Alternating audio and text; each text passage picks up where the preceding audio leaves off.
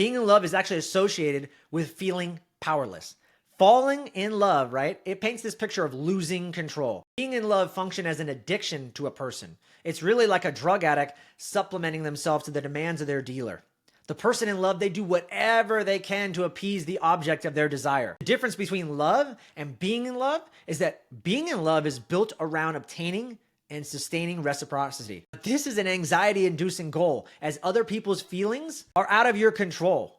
And so what happens is you're always trying to appease them. You're always trying to validate and get their love.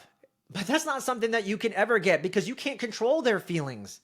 Okay? Your partner's true feelings are always going to remain somewhat hidden. And that's why there's so much anxiety of like, am I pleasing this person? Am I doing enough? Am I good enough? That's why being in love in this trance-like state is not a good thing.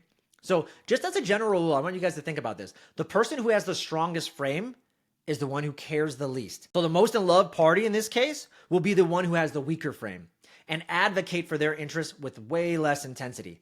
The first one to actually back down from a fight is that person who begins to experience their life through their lover's demands. They're not living for themselves, but just with the goal of sustaining the relationship. And what you got to realize is that being in love is like a type of trance. You've communicated to yourself over and over and over again that the person that you're in love with is so important to you. You probably have even gone as far to tell yourself that feeling that you're experiencing, it's evidence of your destiny. And you recite this story as if it were like a myth. You tell your friends and your family about it, about your relationship.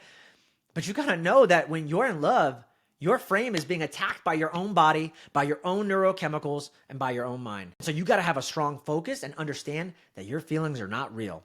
They're simply being influenced by chemicals that are occurring in your brain, and that those chemicals are impelling you to try to create a specific outcome. Doing this is going to be extremely necessary for you to remain objective and actually hold a strong frame.